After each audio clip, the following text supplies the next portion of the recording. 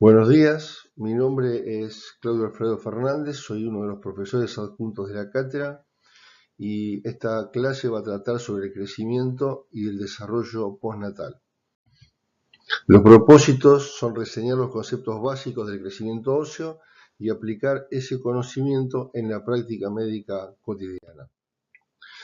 El crecimiento se define como los cambios constantes de un ser vivo y depende de muchos factores. Estos son genéticos, endocrinos y diversas sustancias autócrinas y parácrinas. Y el desarrollo es la diferenciación de los tejidos y funciones. Ambos procesos son simultáneos desde el comienzo de la vida. El crecimiento como concepto general, al nacer, medimos entre 50 y 54 centímetros. A los 3 años se multiplica por 2 este valor y luego el crecimiento promedio es entre 5 y 7 centímetros por año para ambos sexos. En la pubertad se produce el pico de crecimiento, que es de 18 centímetros promedio en las nenas y 20 en los varones. El crecimiento depende de diversos tipos de osificación. Una de ellas es la membranosa o perióstica, que es la que ocurre en los huesos de la calota craneal, y la perióstica en los huesos largos especialmente, y crea un hueso por aposición. Pero la más importante sin duda es la osificación endocondral. Es decir, desde el periodo embrionario en el cual el esqueleto es una maqueta mesenquimatosa, se produce un proceso de diferenciación o condrificación y parte de estas células van a migrar a los extremos para crear la fisis o placas de crecimiento. La fisis es un término que ideó John Hunter, que fue un cirujano escocés. Es una palabra de origen griego que significa naturaleza. Este cirujano realizó el primer trabajo de investigación prospectiva al demostrar, colocando marcadores metálicos, por ejemplo en la metáfisis y en la epífisis, y viendo que estos marcadores se alejan con el tiempo, demostró que esa estructura que está en el medio sirve para crecer. Vamos a tomar, por ejemplo, un fragmento de cartílago de crecimiento o fisis o cartílago conyugal y vamos a examinarlo en la histología. Hacia el lado, digamos, epifisario, aquí tenemos una capa germinativa de gran celularidad. Estos condrocitos después se van a agrupar en una capa hipertrófica o columnar y finalmente se va a producir el hueso en el extremo metafisario. Si vemos la fisis en un corte axial, esto rojo es el cartílago de crecimiento o placa discoideo o placa conyugal, y lo que está aquí en amarillo es un tejido de sostén denominado anillo pericondrial que le da estabilidad o cohesión a la fisis. Vamos a verlo aquí en un fémur, por ejemplo. Esto es el cartílago de crecimiento o fisis, y en la parte periférica la virola pericondrial de cohesión. En la capa hipertrófica del cartílago de crecimiento se produce una cantidad muy significativa de sustancias y todas ellas pueden alterarse genéticamente y producir lo que se denominan displasias esqueléticas, cuyo número actual es superior a los 400.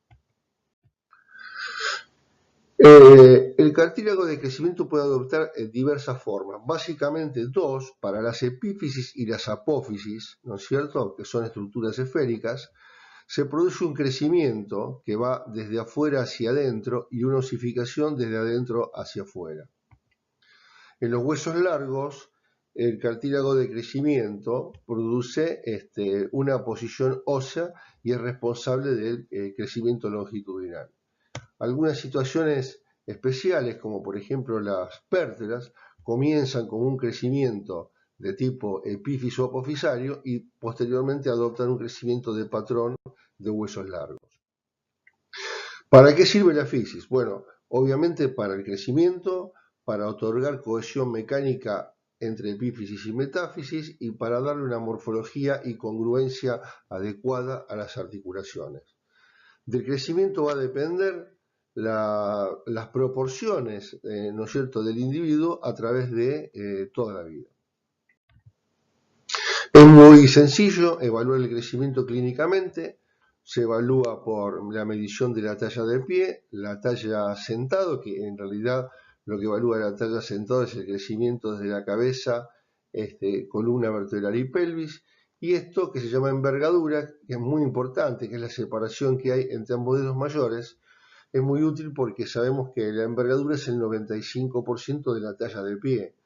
Es decir, que nosotros podemos calcular con esta medida muy simple, por ejemplo, en un paciente que está en silla de ruedas o parapléjico, podemos calcular su altura teórica.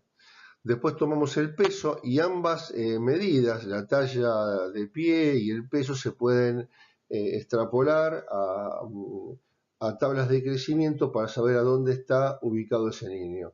Actualmente utilizamos este tipo de aplicaciones que vienen para celular o para notebook, que son de aplicación muy sencilla en el consultorio. Para no dar tantos números, es importante conocer que los cartílagos de crecimiento no son todos iguales, sino que tienen cierta mayor producción ósea en determinados lugares anatómicos. Es fácil de recordar el adagio, digamos que los cartílagos de crecimiento más fértiles están lejos del codo y cerca de la rodilla, en una proporción de 80% a 20%.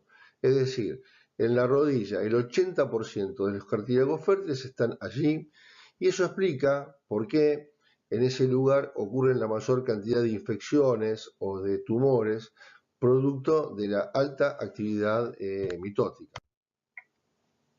Un ejemplo, el fémur, por ejemplo, en un niño termina con un crecimiento de 70 centímetros promedio, en una nena alrededor de 60 centímetros. En la tibia es algo similar, siempre se mantienen más o menos esas proporciones. Lo que importa no es tanto los números absolutos, sino los números en porcentaje. A nivel de la columna vertebral, el crecimiento es muy particular, es decir, desde el periodo fetal hasta los 5 años hay un crecimiento exponencial, luego prácticamente es una meseta hasta la pubertad, y en la pubertad el crecimiento se multiplica por 8 o por 10 el ritmo de crecimiento en los próximos 2 años. Esto es muy importante porque en este segmento entre la pubertad y la calcificación de los huesos ilíacos, que significa signo de Risser, allí se producen o aparecen el 80% de las escoliosis, o se agravan escoliosis de cualquier etiología.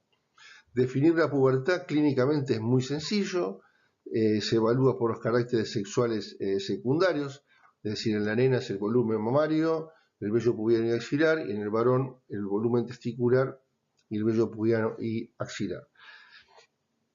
También es importante el crecimiento del tórax. Prácticamente el crecimiento más importante es hasta los 10 años de edad, en el cual ya la caja torácica, digamos, permite un patrón alveolar, una cantidad de alveolos suficientes para tener una buena capacidad ventilatoria. Dicho en otros términos, una deformidad de la columna vertebral que afecte el tórax antes de los 10 años de edad va a generar una insuficiencia respiratoria de tipo restrictiva. Cuando uno observa el crecimiento es como cuando uno va en una ruta y ve un cúmulo de árboles, y cuando se acerca en realidad uno puede ver cada planta en particular.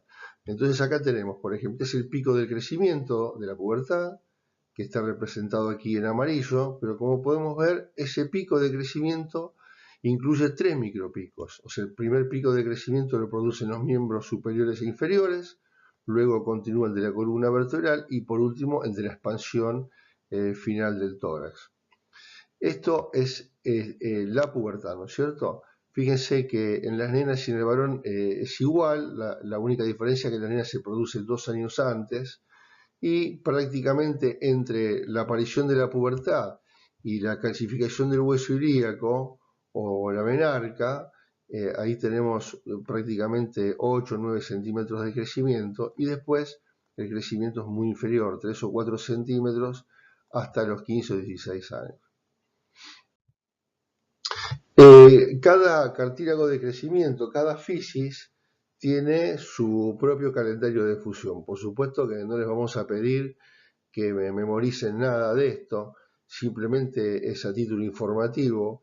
Es como nosotros nos manejamos en la práctica cotidiana, es decir, que todos estos marcadores que vemos durante la pubertad, como los cartílagos de crecimiento del codo, las falanges en la mano, el metacarpiano, huesos del antebrazo, nos permite a nosotros saber en qué momento de crecimiento está ubicado ese niño. Eso es de capital importancia para la evaluación y tratamiento de las deformidades de columna, para evaluación y tratamiento del crecimiento de los miembros inferiores.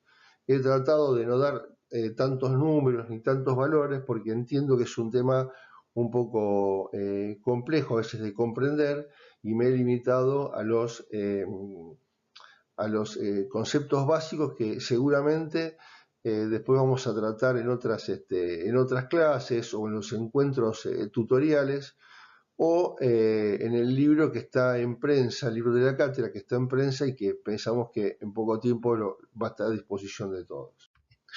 Bueno, el mensaje final es que el crecimiento es la base de todo razonamiento en ortopedia y traumatología infantil. De hecho, es lo que le da el sentido a la ortopedia y la traumatología infantil. Bueno, muchas gracias y estamos a su disposición para conversar de estos factores. Recuerden que no es importante el concepto de memorizar datos, sino el de comprender el de comprender cómo es el fenómeno del crecimiento y del desarrollo. Buenos días.